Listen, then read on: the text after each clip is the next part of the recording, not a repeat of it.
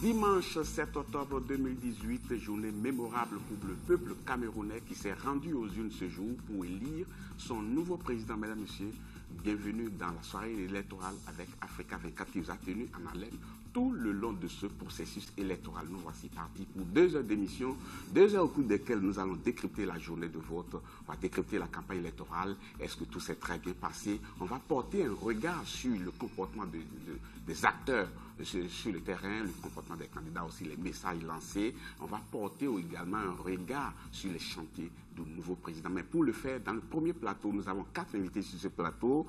Il y a d'abord le professeur Viviane Ondoa Elondou qui représente le candidat Paul Biya. Merci beaucoup. Merci de m'avoir invité et bonsoir à tous vos téléspectateurs. Très bien. Également avec nous Samuel Menang. Non, pas Samuel Menang d'abord. D'abord, M. Ernest Akofo qui représente le candidat Franklin Difor Afanwi. Merci beaucoup. Bonsoir, merci. Et bonsoir téléspectateurs et aux co-panélistes. Très bien. Monsieur Kadri Désiré Ouedraogo, il est le chef de mission d'information et de contact de l'Organisation internationale de la francophonie. Merci beaucoup, monsieur Ouedraogo. Merci de m'accueillir. Avec nous également, monsieur Samuel Menang, qui est le représentant du candidat Serge Espoir Matomba. Merci, monsieur Matomba. Merci, monsieur le journaliste. Merci. Bonsoir aux co-panélistes. Bonsoir aux millions de téléspectateurs de la chaîne Africa 24, une chaîne pour l'Afrique. Merci, comme vous le savez, vous, chers téléspectateurs, vous êtes les bienvenus dans cette émission, vous êtes partie prenante dans cette émission. Vous pouvez nous envoyer vos réactions, vous pouvez même interpeller les invités sur ce plateau et leur poser des questions. Et pour le faire, ce serait à travers les canaux que nous indiquons au bas de votre écran, chers téléspectateurs. Merci d'être avec nous dans cette émission. Et pour entrer dans le vif du sujet, la journée de vote s'est plus ou moins bien passée. En tout cas, en témoigne le reportage que nous montrerons tout à l'heure. Nos équipes de la rédaction d'Africa 24 suivront plus tôt. Ce sont plus de 6 500 000 Camerounais qui étaient attendus aux urnes ce 7 octobre pour la présidentielle. Le candidat sortant, Paul Biya, n'a pas manqué à l'appel. En compagnie de son épouse, il s'est rendu à l'école publique de Bastos à Yaoundé pour exprimer son vote. Côté organisation, dans les bureaux de vote, les équipes ont supervisé le scrutin sous l'œil vigilant d'observateurs nationaux et internationaux. Le candidat sortant s'est dit serein et a félicité la maturité politique du peuple camerounais. Ça représente pour moi aussi une grande satisfaction, si je suis élu, de voir que le peuple camerounais continue à me faire confiance. Nous remercions de cette présidence. C'est à l'école publique des Foulanes à Yaoundé que le candidat Cabral Libi a introduit dans l'urne son bulletin pour la victoire selon sa déclaration. Toujours à Yaoundé, le candidat du MRC a accompli son devoir civique, non sans souligner, comme certains représentants de l'opposition, des inquiétudes sur des irrégularités qui auraient été signalées. Les informations que nous avons jusqu'à présent font état de choses que l'on note malheureusement à l'occasion de différentes élections dans notre pays, c'est-à-dire des bureaux de vote où nos bulletins sont épuisés et ne sont pas encore remplacés. Des cas à l'ouest, ici dans le Mfundi, dans le littoral, où nos représentants dans les bureaux de vote sont empêchés d'accéder aux bureaux de vote, ils sont mis dehors. À Douala, comme dans d'autres villes du pays, d'autres leaders de l'opposition ont montré l'exemple. C'est le cas des candidats Serge Espoir Matomba du PUS et de Difor Franklin du MCNC. Suivant le calendrier électoral, les résultats du scrutin seront publiés au bout d'une quinzaine de jours par la Cour constitutionnelle. Madame Londou, la journée est terminée. On peut porter un regard maintenant sur comment ça s'est passé. Comment est-ce que vous avez vécu cette journée? Alors, je pense qu'on peut donner un avis d'abord personnel tel qu'on l'a vécu et puis échanger également sur les échos qui nous parviennent du terrain. Globalement, on peut le dire, en ce qui concerne ces 2 points, tout semble s'être passé sans grand heurts. Maintenant, on peut apprécier les irrégularités évoquées ci et là. En ce qui concerne mon expérience personnelle de la journée, tout s'est bien passé. J'ai voté à la Chambre d'agriculture, dans un bureau de vote comme tout le monde, dans un processus, suivant un processus également qui a été décliné et respecté. Donc pour moi, ça n'a pas été du tout compliqué. J'avais un carte d'électeur, j'étais inscrite sur une liste et puis je n'ai pas fait 2 minutes. 2 minutes, j'ai été accueillie, je suis allée dans l'une et puis j'ai voté. Donc de ce point de vue, ça s'est bien passé. Maintenant, en ce qui concerne les échos qui viennent du terrain, globalement aussi, disons, depuis 18 heures, nous avons quelques échos qui viennent de quelques régions. Nous confessons que nous n'avons pas toute la situation, c'est juste parler de quelques échos qui viennent du terrain. Nous avons, par exemple, au sud, tout semble être calme, au moins ce qui concerne nos observateurs, nos scrutateurs et puis les représentants du RDPC qui sont dans les bureaux de vote. Nous pouvons également dire au centre, en ce qui concerne le RDPC, tout semble également calme. Nous avons été au courant d'un ensemble d'affrontements, de quelques petits affrontements à l'ouest. Heureusement, le gouverneur s'en est saisi et tout semble être également rentré dans l'ordre.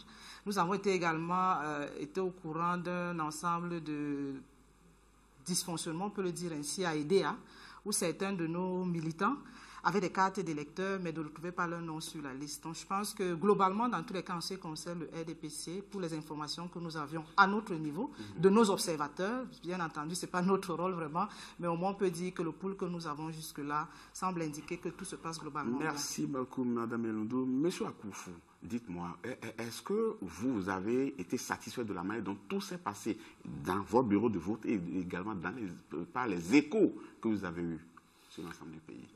Je vous remercie beaucoup, mais je veux d'abord dire qu'aucune œuvre humaine n'est parfaite. La perfection n'est pas de ce monde. Vous savez, moi, j'ai été heureux d'avoir été dans le bureau de vote, un bureau de vote VIP, si je peux le dire ainsi.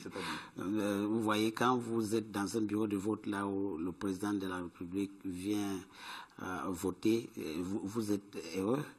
Et vous devez être fier et peut-être content en même temps, parce que ce n'est pas donné chaque jour que vous voyez le président de la République à l'œuvre physiquement. Le bureau de vote dans lequel votre candidat a voté.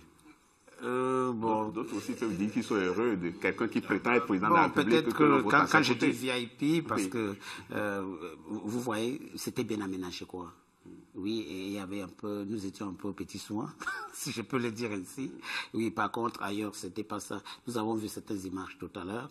C'était dans les salles des classes, là où les bancs sont rangés, peut-être avec des sols cassés partout. Mais par contre, là-bas, il y avait un bon décor qui était mis en place et il y avait de l'ordre. J'ai beaucoup apprécié un peu l'ordre qui a régné dans ce bureau de vote parce que je ne pouvais pas être en même temps dans ce bureau et ailleurs. Il y a même la police des LECAM qui est passée, nous interroger, et on leur a fait comprendre. Donc, côté organisation, tout est parfait pour ce qui vous concerne. Pour notre bureau de vote, oui. D'autres à côté ont eu des petits boubous. Bon, jusqu'à présent, je pense qu'ils sont... Petit boubou, vous avez dit. Monsieur Menang, on a entendu tout à l'heure Monsieur Maurice Kamto qui estimait que ces bulletins de vote, il y avait rupture de stock de ces bulletins de vote et qu'on n'a pas daigné les remplacer. Est-ce que c'est une chose qui s'est observée dans d'autres endroits dont vous avez eu écho? Oui, merci beaucoup. Peut-être pas rupture de bulletins de vote partout, comme le professeur Maurice Kamto le décrit, mais d'autres choses qu'on a pu constater et remarquer ici et là. Moi, je voudrais parler ici dans ma qualité de responsable régional du PURS, premier secrétaire. Et pour la journée, j'avais sur moi le contrôle de toute la région. Madame Biolay a dit tout à l'heure, le centre, à son avis, paraissait calme malgré quelques bouts, mais je voudrais dire que le centre a connu de problèmes majeurs qui méritent quand même d'être signalés ici. Signaler ici pour que notre démocratie continue à grandir. Parce que dans une élection, c'est des règles de jeu fixées par tous pour être appliquées par tous. Quand certains se mettent à biaiser avec, ce n'est pas toujours très bien. Et dans cela, je voudrais ressortir le zèle de certains agents et les CAM. Je voudrais signaler le cas de nos scrutateurs, nos représentants qui ont été chassés des bureaux de vote à Yaoundé. Je voudrais citer le cas de Yaoundé, en Mbala 3 par exemple. J'ai eu à remonter l'information à... Mais qui est-ce qui les a chassés? Quand vous aurez ces gens en face, posez-leur la question. Oui, nous étions à Bastos, les autres, nous étions à Bastos avec les mêmes mandats. Il s'est dit à Yaoundé, en Mbala 3, que les mandats n'étaient pas valables. Or, nos représentants à Bastos, par exemple, avaient les mêmes mandats. Je voudrais citer un cas très grave, ce qui s'est passé dans l'arrondissement de Nituku et de Ndiki-Nimeki est suffisamment grave. De 10h à 11h30, le superviseur PURS pour l'arrondissement de Nituku a été retenu par les forces de l'ordre, la gendarmerie notamment. pendant près de 1h30. On lui reprochait quoi? On lui reprochait le simple fait qu'il venait dans chaque bureau de vote présenter son mandat et introduire le représentant du parti qui devait entrer. On a jugé que c'était un zèle qu'il empêchait à l'élection de se dérouler normalement. Il a été retenu. J'ai dû même signaler cela aux observateurs de l'Union africaine. Rentrons en Ndiki. Là encore, c'est une autre chose. Les mandats de la région du centre ont été signés par Ménan Samuel, que vous voyez. Il n'y avait pas 2 signataires des mandats des représentants des partis politiques. Mais il se trouve que dans l'arrondissement de Ndiki-Nimeki, nos représentants envoyés ont trouvé d'autres représentants assis à nos lieux et places. La question posée aux responsables et l'ECAM, ils nous ont répondu, ceux-ci sont venus comme représentants du PUS, nous les avons acceptés. Qui leur a donc délivré des mandats? Allez savoir. Non, je voulais dire dans l'ensemble, il y a eu des coquilles, des couacs, mais la position du PUS est la suivante. Nous sommes une démocratie qui doit grandir. Une démocratie qui doit aller de l'avant, dont notre système électoral doit être perfectible et surtout, il doit être gage de paix. Merci beaucoup, M. Benang. M. Désiré Ouédraogo, on a entendu le candidat Maurice Kamto parler de rupture de ses bulletins de vote. Quelqu'un a parlé d'affrontement dans l'Ouest.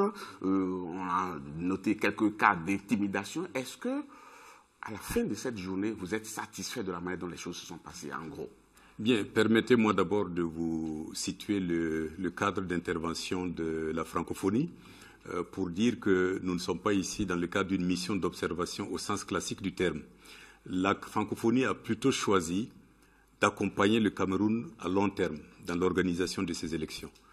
Nous sommes ici depuis 1 année et nous appuyons les organisations chargées des élections pour un renforcement des capacités, pour que nous puissions avoir des élections libres, tranquilles, paisibles, crédibles et inclusives. C'est en ce sens que j'ai conduit ici une première mission d'évaluation électorale qui nous a permis de faire l'état des lieux et déceler ce en quoi la francophonie peut apporter comme soutien pour que ces élections soient un succès. La francophonie a par la suite organisé des missions d'experts pour le renforcement des capacités, notamment au niveau de ELECAM, où la francophonie a beaucoup contribué dans l'élaboration du fichier électoral. Nous avons organisé des séminaires d'appropriation de tous les acteurs et nous avons aussi renforcé les capacités du Conseil constitutionnel. Et là, nous sommes à notre 3e mission pour observer le jour des élections. En fait, pour nous, quand je dis observer, c'est trop dire parce que nous sommes témoins.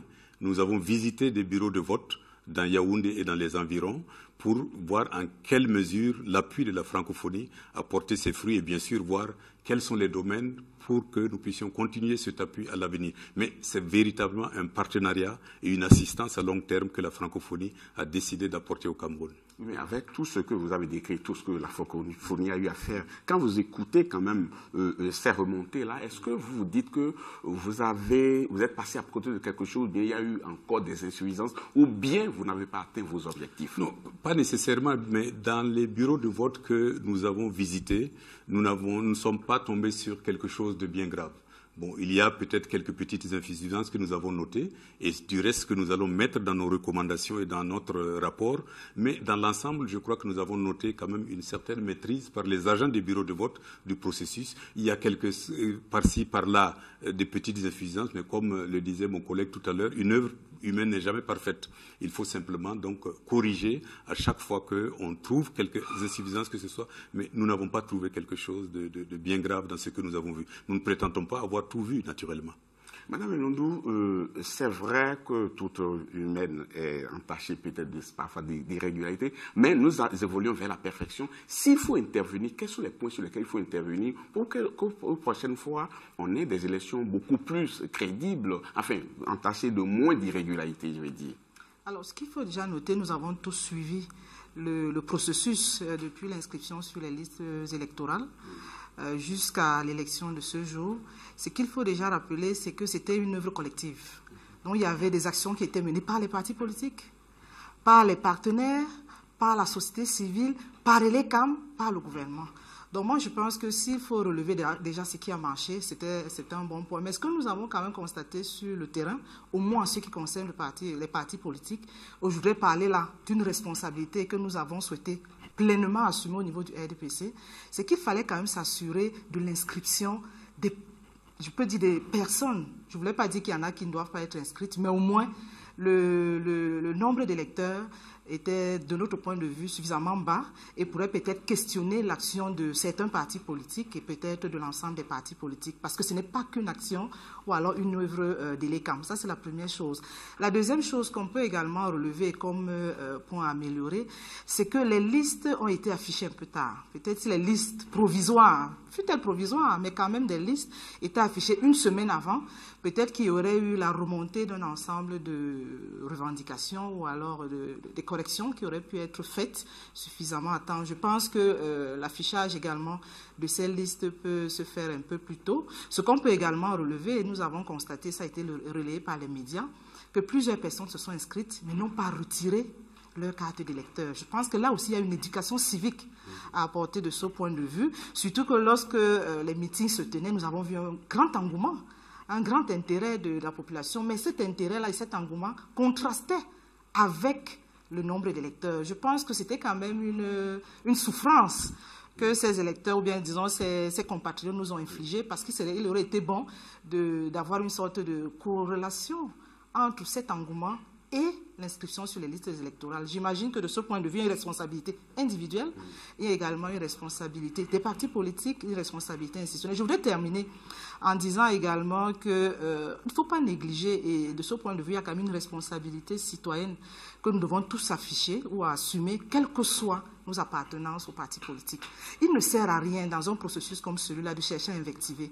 Moi, je pense qu'il faut donner la bonne information, et de ce point de vue, cette élection avait un enjeu important, c'était l'enjeu cybernétique. Je pense également que de ce point de vue, nous allons certainement avoir le temps d'en parler. Monsieur Benang, on a constaté quand même bien avant l'élection qu'au moment de l'inscription sur les listes électorales, il n'y avait pas le grand engouement. J'ai même vu un candidat qui a dû lancer une opération pour inciter beaucoup plus de Camerounais à aller s'inscrire sur les listes électorales. Mais à l'arrivée, est-ce que vous avez trouvé un engouement dans le bureau de vote aujourd'hui? Est-ce que les Camerounais étaient pressés d'aller voter? Tout de suite, je vais vous répondre par la négative. Et la réponse par la négative va me faire revenir sur les propos de Mme Biolay qui disait le faible taux d'inscription. Le faible taux d'inscription est à mettre à l'actif de tout le monde, les partis politiques, la société civile. Moi, je vais ajouter quelque chose de pertinent. L'État. Qui devait faire quoi? Qui devait faire quoi? C'est justement cela qui va me permettre d'embrayer à répondre à votre question. Vous me posez la question de savoir l'engouement qu'on a eu lors des meetings. Est-ce que cet engouement, qu'est-ce qui a fait que l'engouement ne soit pas au moment de s'inscrire? Eh bien, c'est tout simplement parce que les populations ont perdu foi au système électoral. Voilà de quoi il est question. Et pour quelle raison ont-ils perdu cette foi-là? Pour quelle raison? Parce qu'ils se sont dit, ou bien ils se disent, ceux qui restent encore dans leur position, ils se disent, les dés sont pipés. Les dés sont pipés parce qu'on n'a pas de liste unique. Les dés sont pipés parce que les urnes n'étaient pas, que la disposition des urnes n'était pas contrôlable à l'époque, parce que vous vous souvenez que c'est au forceps que l'ECAM nous concède la sortie des urnes dans les casernes et tout service analogue.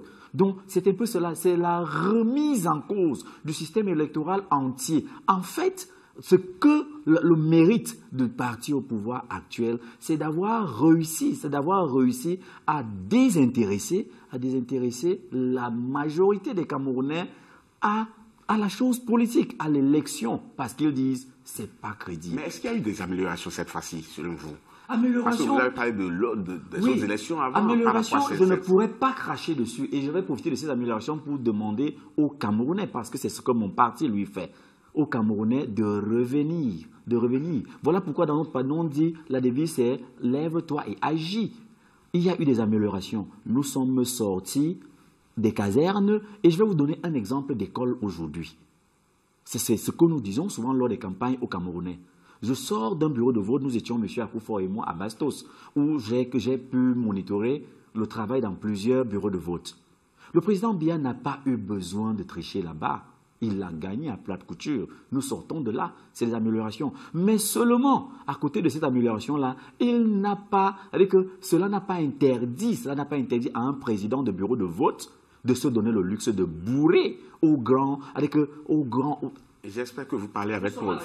J'espère que vous parlez avec preuve. Attention.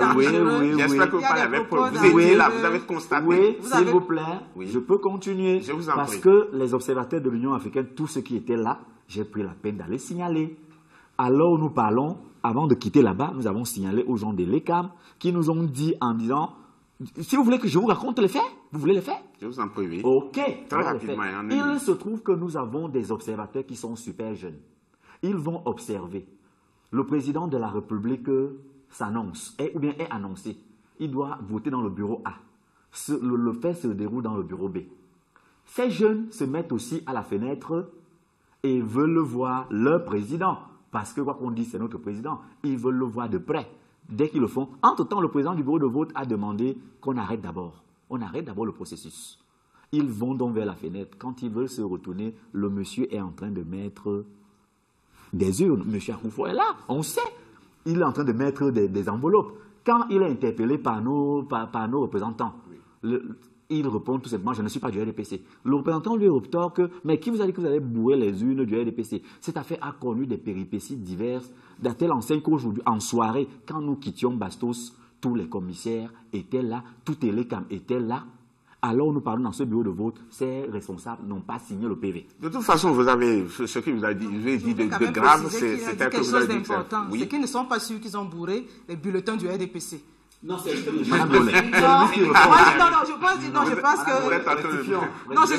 voulais m'assurer que je vous ai bien suivi. Si. Je rectifie donc. Oui. Les scrutateurs demandent au monsieur qui est en train de bourrer, pourquoi vous avez fait ça? Il dit qui vous dit que je suis membre du RDPC? Donc c'est lui qui retorque que je ne suis pas membre du RDPC. Comme pour dire que quelle est la preuve que vous avez que c'est les bulletins? Le président du bureau du vote était où? C'est lui qui le fait, c'est lui qui fait l'acte. Quelle est la preuve que vous avez que j'ai bourré? C'est les bulletins. Monsieur Akufo, vous confirmez les faits? Si. Oui. Bon, ça peut être l'œuvre de quelques individus. Puisqu'il y a eu quelques négociations qui n'ont pas abouti. Oui, ils ont voulu négocier. Qui a voulu négocier quoi avec qui? Il y a certaines choses qu'on ne doit pas dire aux antennes. Parce que nous avons suivi de près. En certain moment, entre le président et les scrutateurs d'autres partis, ils ont voulu arriver en entente cordiale pour qu'on puisse faire une compensation. Il y a des choses qu'on dit aux antennes. Merci en tout cas, monsieur Akufo. Ce qui est juste du zèle. Les gens sont zélés pour rien.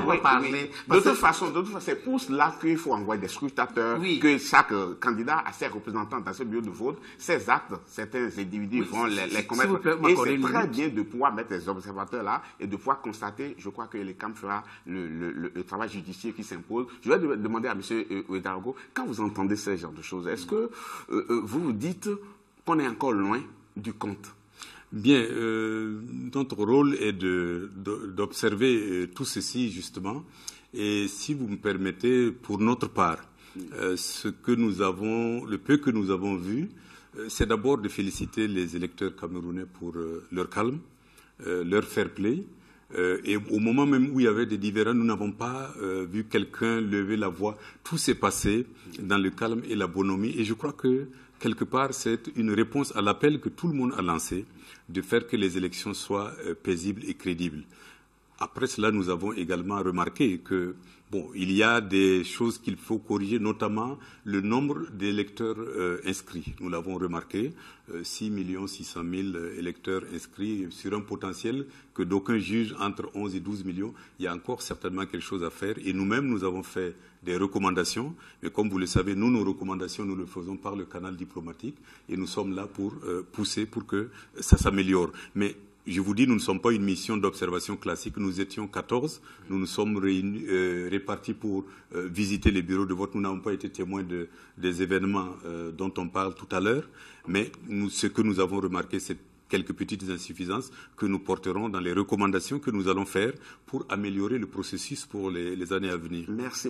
Madame Lodo, avant de marquer la pause, je voudrais quand même vous permettre de répondre parce que c'est votre candidat qui est mis en cause dans ce qu'on a décrit. Tout cela, je ne dis pas que c'est intentionnel. Ça peut ne pas l'être, mais qu'est-ce que vous avez à répondre par rapport à ça? Je vais d'abord corriger, notre candidat n'est nullement mis en cause. Moi, de même, c'est pas ce que j'ai dit. Non, je parler quelques zélés. Il y a eu quelques irrégularités qui n'ont rien à voir. Non, la question de à qui profite le crime. Là, maintenant, Dans tous les cas, nous n'avons pas besoin de crime. Dans tous les cas, j'ai envie de dire, si vous me le permettez, que le RDPC est suffisamment bien organisé pour ne pas avoir besoin de cela. Nous avons mobilisé 400 experts, dont 18 universitaires et d'autres technocrates et hommes politiques de haut rang pour mener cette opération.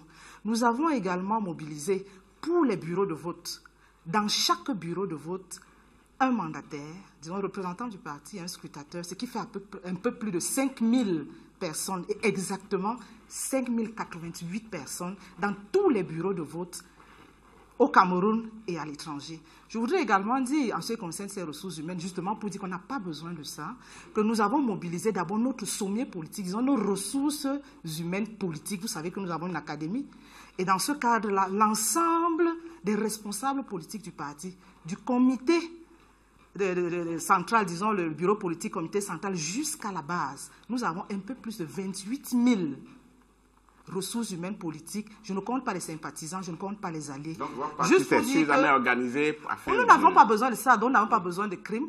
Tout a été organisé et nous avons utilisé une stratégie qui nous permet de minimiser nos faiblesses, parce que nous en avons, et d'amplifier nos forces. Et l'une de nos forces, pour revenir au slogan, la force de l'expérience, c'est que c'est la 16e fois que le RDPC participe à une élection depuis 1992. Toutes les élections confondues. En tout cas, on va marquer une pause, mais avant de laisser partir M. Ouedraogo, quelle sera la suite de votre mission vis-à-vis le compte rendu que vous ferez à votre base? Qu'est-ce que vous allez recommander pour la suite? Bien, vous savez que notre présence ici est l'aboutissement de plusieurs étapes. Comme je vous l'ai dit, nous avons fait une mission d'évaluation électorale. Nous avons discuté avec l'ensemble des intervenants dans le processus. Les hautes autorités de l'État, les présidents d'institutions, le gouvernement, les organismes chargés de l'organisation des élections, mais bien sûr aussi avec les partis politiques, la société civile, les médias, ce qui nous a permis d'avoir un tableau complet de ce que pensent les acteurs du processus. Cela nous a permis de faire des recommandations que nous avons du reste partagées avec les autorités du Cameroun et les acteurs du processus. Et je dois dire que ça a permis d'améliorer un certain nombre de points. Nous sommes venus ici pour regarder comment se passe l'élection présidentielle, bien sûr en étant présents nous-mêmes. Et nous avons, avant ce jour, nous sommes là depuis le 1er octobre, et nous avons eu l'occasion de rencontrer pratiquement tous les acteurs encore. Nous avons échangé, nous avons évalué la situation, et la journée d'aujourd'hui nous a permis, comme je dis, de voir sur le terrain ce que tout cela donne. Bien sûr, beaucoup de progrès ont été faits. Nous allons faire des recommandations pour améliorer non seulement le processus, mais surtout pour favoriser un véritable dialogue des partis politiques. Nous estimons qu'il faut véritablement instaurer un forum de concertation pour que les hommes politiques se parlent et examinent les questions qui peuvent être des questions de contentieux pour apporter les réformes qu'ils jugent nécessaires afin d'apaiser tout le processus. C'est le rôle de la francophonie. La francophonie va toujours appuyer le Cameroun dans cette amélioration du processus en tirant leçon des expériences positives que nous savons dans l'espace francophone. Nous allons apporter et mettre cette expérience à la disposition du Cameroun. Notre appui ne s'arrête pas seulement à ces élections présidentielles. Nous allons continuer jusqu'aux élections législatives et nous allons continuer toujours à apporter un soutien technique au Cameroun. Merci, Kadri Désiré Ouedraogo. Je rappelle que vous êtes ancien président de la commission de la CEDEAO et chef, dans le cadre de cette élection, chef de mission d'information et de contact de l'Organisation internationale de la francophonie. Merci. Je suis l'envoyé spécial de la secrétaire générale de la francophonie pour le Cameroun. Merci beaucoup, M. Ouedraogo. Le temps de remercier les autres invités sur ce plateau, parce que la soirée électorale, je l'ai dit, c'est 2 heures d'émission, mais beaucoup de représentants de candidats qui vont se succéder sur ce plateau. Beaucoup d'autres choses à évoquer encore, les temps forts de la campagne électorale, la comparaison entre les autres élections et celle-ci, qu'est-ce qui a changé, qu'est-ce qui a évolué. Et également, on va porter un regard sur les chantiers du futur président. Monsieur Menang, merci beaucoup. Monsieur Akufo, merci. Et Madame Ondo Olondou, merci beaucoup. Chers téléspectateurs, ne partez surtout pas. On marque une pause. On vous retrouve dans quelques instants.